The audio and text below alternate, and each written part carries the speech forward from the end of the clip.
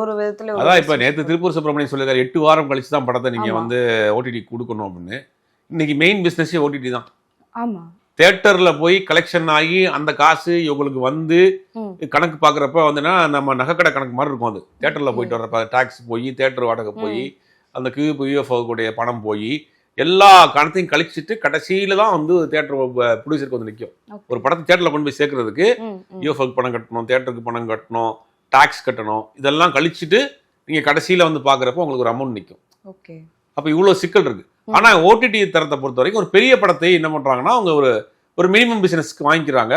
படம் ஆரம்பிக்கிறப்ப ஒரு அட்வான்ஸும் கொடுக்குறாங்க. முந்திலாம் ஃபுல் பேமெண்ட்டே கொடுக்க ஆரம்பிச்சிருந்தாங்க. இப்ப பெரிய படங்களுக்கு மட்டும் பெரிய நடிகருடைய படம் மினிமம் படம் அப்படின்னா ஒரு அந்த பேசின அமௌண்ட்ல ஒரு 30% ஒரு 40% கொடுக்குறாங்க. அதை மட்டும் வாங்கி பண்றாங்க. அப்ப அதுக்கு இம்பார்ட்டன்ட் கொடுப்பாங்களா, இதுக்கு இம்பார்ட்டன்ட் கொடுப்பாங்களா? இப்ப அதுவே ஒரு கிளாஸ். இப்ப அப்ப நீங்க தியேட்டர்ல போட்டு நான் ஒரு 3 வாரம் கழிச்சு எனக்கு பணம் வர்றதுக்கு நான் படம் ஆரம்பிக்கிறப்ப எனக்கு அவங்க சொல்றதானே அது. அப்ப யாருடைய கை அங்க ஓங்கி இருக்கும்னா ஓடிடி தான் ஓங்கி இருக்கும்.